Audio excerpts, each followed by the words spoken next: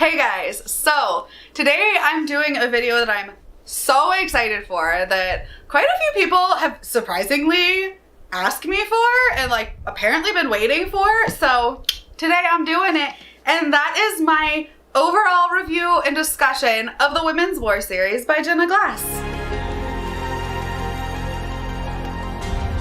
This is a trilogy series set in a pretty typical like fantasy world where it's like patriarchal but like to the next level. Like this is so patriarchal that it's like kind of ridiculous.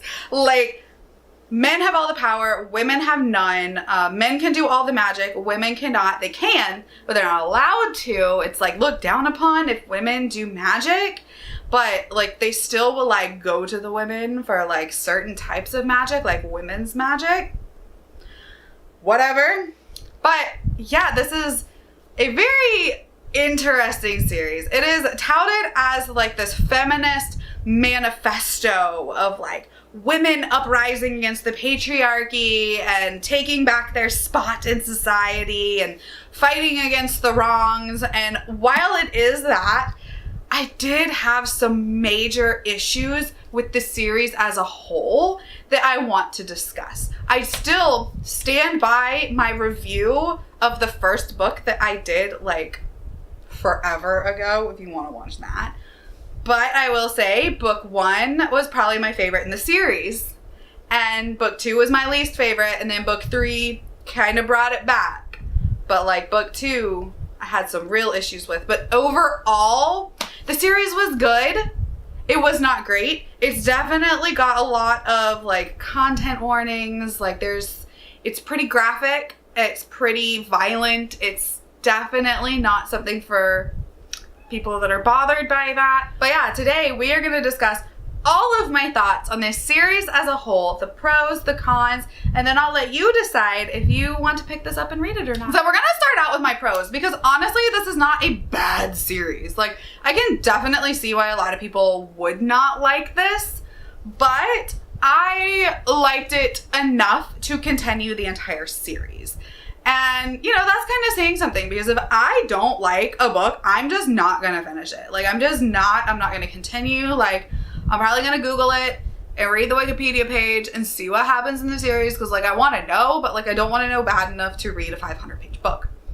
This was good. I think it's a very middle of the road series. I do think that book 1 is the best. Like I said, it's underhyped. It does deserve more people reading it. I think the way it's written is very good.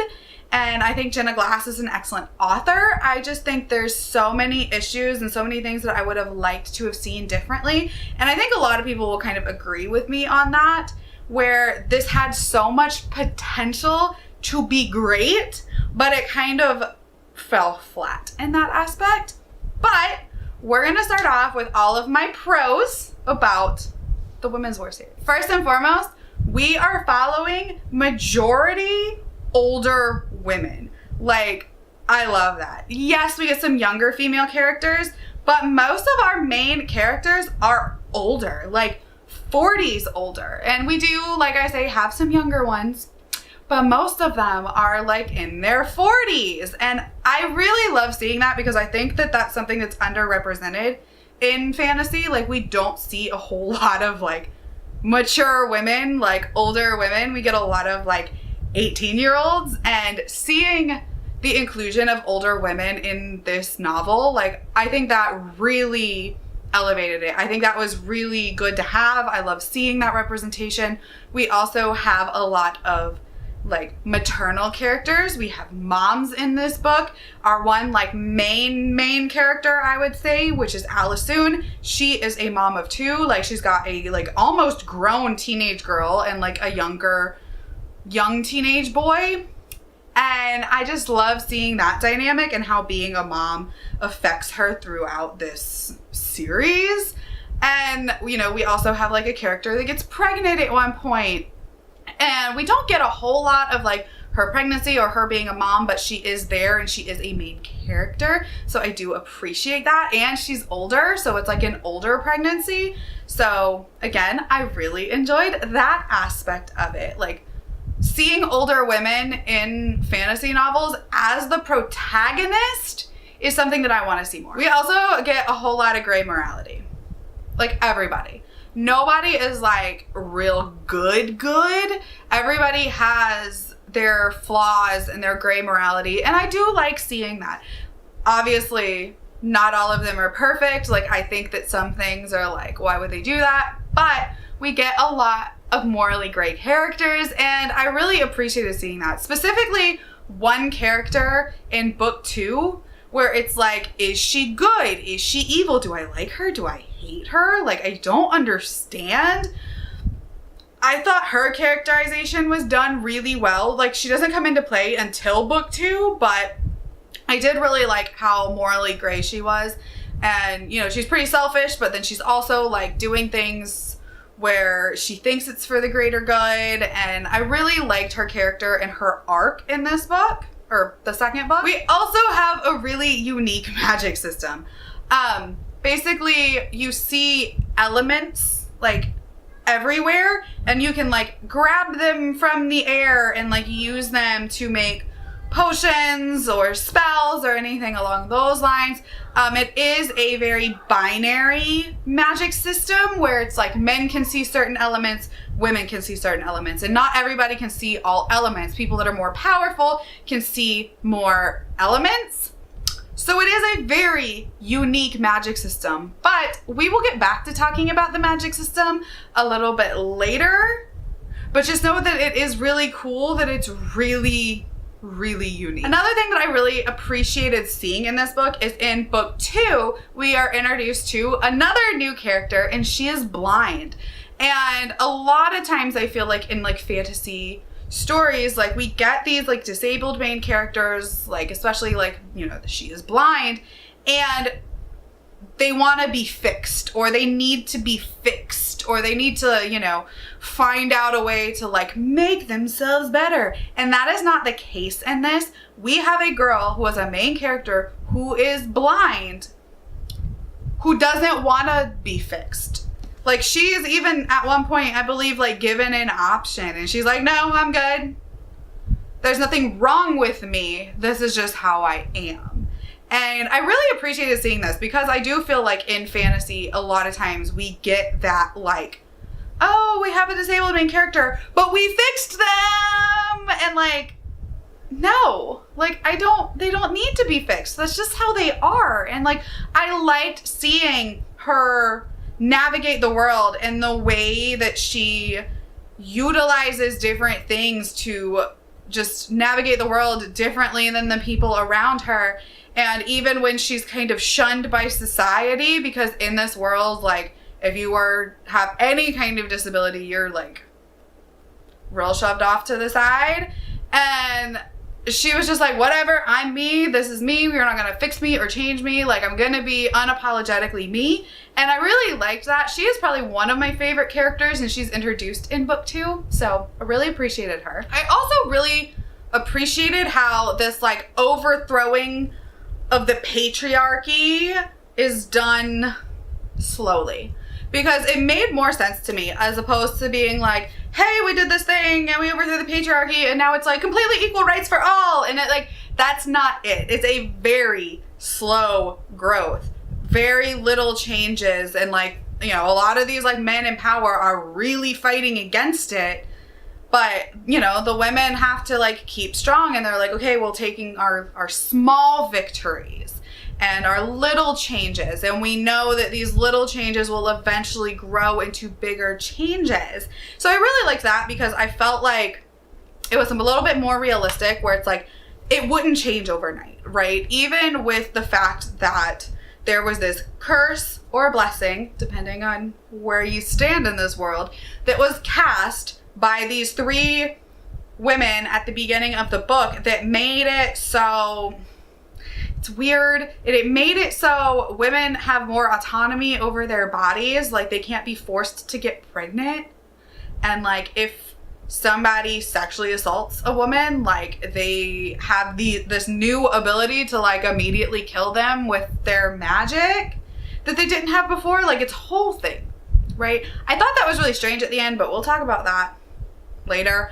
But I thought it was really cool that it showed just little changes and like the fighting against these changes and what the world would really do in this case if it's like women are trying to get autonomy and be seen as, you know, equals, and like it's not going to happen overnight. And as much as we want these changes to really happen, like it's going to take generations for a lot of these things to change. Even with all my like issues with this book that we're going to talk about here in a minute, I really liked how it wrapped up. I thought that the third book at the end did a really good job of wrapping up the series and all of the events that happened and kind of making you see that like all of these little changes are going to affect future generations in a very positive way. So we don't get like this big fantastic change where like everybody is equal and happy, but we do get a glimpse of a future that is better for everyone. So I really liked that. There's a lot of things that happened at the end that I was like, okay, well, like this is what I wanted to see. So while I didn't love everything about it, I thought it ended well. I also think it ended in a way that there could easily be a many years later continuation or spin-off. And honestly, I think if that were to happen, it might be able to retroactively fix some of my issues that we're going to talk about if we see this world progress to where I think I'd like to see it. All right, now we're going to get to my cons. And honestly, there are quite a few. I think overall this is a 3-star series for me. Like, it's not great, but it's not bad. It just is. And while I would like to see other people read it because I want to talk to other people about it that are reading it and see what their pros and cons are, I have a hard time just blanket recommending this to everyone because I know a lot of people are going to hate it. My friend Rachel at, I think it's Reads with Rachel or Rachel Reads, she hated it. She hated the first book, and she makes a lot of really great points that I don't disagree with. So I'll link her review down below too, and that way you can see like my positive review of the first book and her negative review of the first book and kind of make up your mind. But like, this is not a glowing series review. Like, there's a lot of issues and we're just gonna talk about them, right? Like, I don't like talking negatively, but I feel like not everything's perfect, and some people, you know, some books are just not great for everybody, and that's fine. My first, probably one of my biggest pet peeves is that this is a very binary magic system. Women have magic and men have magic, and they're slightly different. And, you know, women can see certain things and men can see certain things, and like they can do different kinds of spells, but it's like, why is it so binary? It is literally men, women. And it's not even just that the magic system is super binary. The entire world is super binary. And you would think that even in this like very patriarchal society that there would be people who don't fit within that binary system. Like, I feel like there was a really big opportunity here to portray gay, trans, and non-binary people within this world and how they would fit and how they would be discriminated against and how they would rise up and how they would help this like women's power movement. But like, it just never happened. And I was really hoping at some point we would see this. At one point, there's a relationship that I really thought was going to end up being a polyamorous throuple. And I was kind of sad to say that it didn't become that, because I think it had a lot of opportunity there to show a non-traditional romance with these 3 people, because they all really cared about each other. And like, that was a missed opportunity for sure. And it's like, if the magic is so binary, like, what about trans people? What about non-binary people? Can they see all the elements? Can they see no elements? Like, do they struggle with that? Like, I feel like there was a big open door there that just didn't get walked through and like didn't get opened. And I think that I would have liked to see that, because I think it would have added so much more to this world to show more different types of people, right? Like, just show more people. You would honestly think, since all these women in this world, like when they are unwanted, they are sent to this abbey of unwanted women. And basically what this abbey is, it's like a brothel. It's like a big pavilion prostitution ring. And these women, when they're divorced by their husband, they're sent there. Or if they're disfigured, or if they're, you know, like our blind girl, she should have been sent there. And they're all sent, and it's just all these women, and they're, you know, they use their magic. It's the only place women can use magic, but it's only to help men and make like fertility potions and stuff. And then they're also forced into prostitution. And you would think, with all these women living together in this abbey, that there would form some female-female romantic relationships, but like that's never explored. And I feel like it should have been. I feel like it made sense for that to be explored, especially in the Abbey of Unwanted Women. So I really would have liked to see that.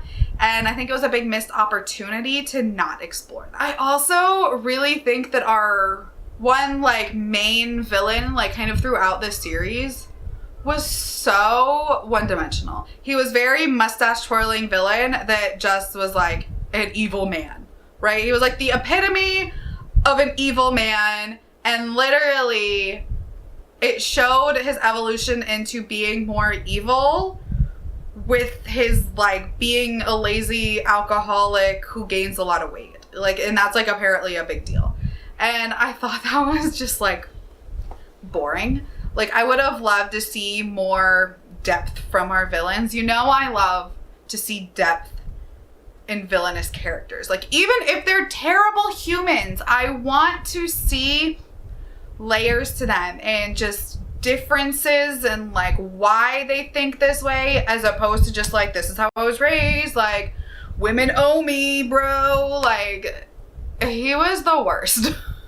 I did not like him, and you're not supposed to like him, obviously. He's terrible, but like I would have loved to see more character depth. He was very one-dimensional, and even at the end it was just like, really, like that happened. So he was probably my least favorite. There were other antagonists I felt like were done better, but he was like kind of like the main one. This book is also super graphic, like very violent and graphic and brutal.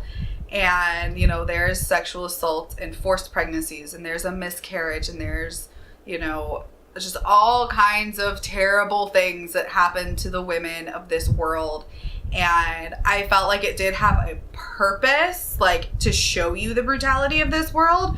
But man, sometimes it was just like, we get it. That's mostly just in the first book though. So just know that aspect of it is mostly just in the first book, because of the way the magic changes for the women in subsequent books. The first book is probably the most brutal of all of them. There's also a crap ton of characters, and we get introduced to new characters in every book, and not just like one new character, like a plethora of new characters. Like book 1 had quite a few, then book 2 you're like, okay, who are all these new people? And then book 3 you're like, oh my god, why are we keep introducing new people? Like, I'm okay with like slowly introducing characters, but it's like there were characters introduced at the end of the third book that I'm like, but why weren't they introduced earlier? It would have made much more sense. Like, why do we just keep throwing a ton of new people out at us? And then it's like kind of hard to keep track of who everyone is. And I'm like, okay, well, this person is this and this person is that. And then I'd get them confused because there's just so many people you need to remember, especially by the time you get to that last book. There is lots of people, and we just keep meeting new people. And I feel like some of these new people were insignificant, like, or they could have been introduced in better ways earlier on in the series, and like some left out completely and like given their characterization to other characters. So there was a lot of people. There was just a lot of characters. On the same track with the characters, a lot of the characters, especially in book 2, made decisions that I felt like went against their characterization from book 1. Not going to get into what exactly that is because it's kind of spoilery, But it's like, why? Why are we doing this? Like, arranged marriages that like didn't need to happen, and like just all kinds of things that you're like, but I feel like this character would not have done that or would not have made that decision, like based on their character in book 1. That's kind of why book 2 was like my least favorite. Book 3 kind of brought it back, like I said, like kind of fixed some stuff, but like in book 2 I'm like, why are they doing this? Like, this doesn't make sense with who they were before. So that kind of bothered me, because I'm like, I really wanted so much more. I wanted more. Another thing that bothered me, and this is just like a really strange one, is that everybody in this book, we get multiple nations, right? We get all, like a world. We get multiple nations. But literally, everyone looks alike. Like, there's no real distinguishing characterizations and like features from one nation to another, except for one. There's one nation of people that's like extremely pale, and they're actually kind of seen as like the barbarians and seen down upon. Everyone else is kind of like a nondescript light brown, right? Like, that is literally how I feel like everyone is described, as like a nondescript light brown. Like, everyone's kind of the same skin tone. The languages are really, really similar. We're never really, I mean, there's like one time in one of the books where we get like an instance where they couldn't communicate because of language barriers, but it's not really seen too terribly much, but like everyone kind of looks alike. And that kind of bothered me. I was like, but you would think that like these people like in this nation have a different, like, they show slight cultural differences, but like it's all very the same. Like, they're the religions of the different places and everything is like very the same. There just wasn't enough variation. And honestly, as much as I thought the magic was like really cool and unique, it was so confusing. Like, it tries to be a hard magic system, but it kind of wrote itself into a corner. Like, it was confusing with all the elements and like the different element names and what they meant and what they did. And then there's new feminine elements, and some people could see elements and some people couldn't, and some people could see some. And then there's this thing that happens at the end of book 2 that like also changes certain aspects of the magic, and you're like, what just happened? And it's a lot. The magic was really hard to wrap your head around. It was really cool and unique, and I appreciate the premise of it, but it was still like kind of jarring for my brain, and like, maybe I'm just dumb. That's definitely an option, but it was just a lot. It was kind of confusing. Magic. All in all, I think this is a series that had a lot of good and a lot of bad aspects to it, which kind of makes it a very like middle of the road series for me. I would like to see more people read it so I can discuss it with you, but this is definitely not gonna be an all-time favorite for most people.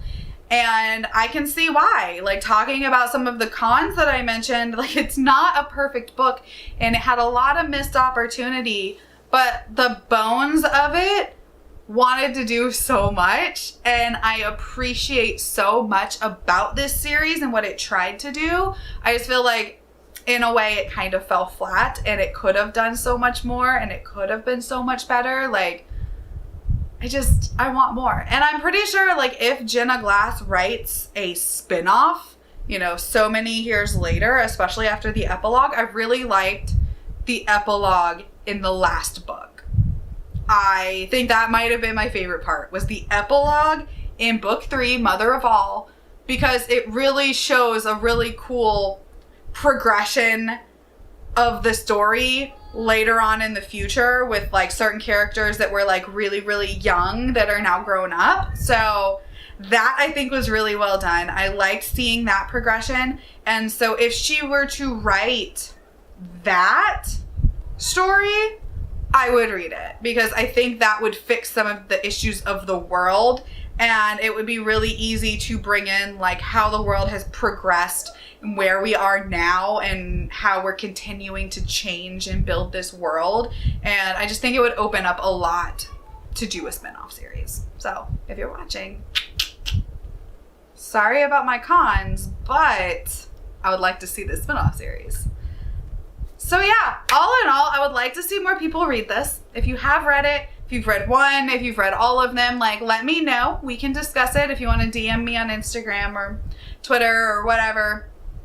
I think that would be a lot of fun to just kind of talk about it. But yeah, that is my long-awaited review of the entire Women's War series. Let me know in the comments what you think, if you're going to read it, if you have read it. Let's have a discussion. All right, thank you guys for hanging out with me. My name is Jessie, and I will see you next time. Bye.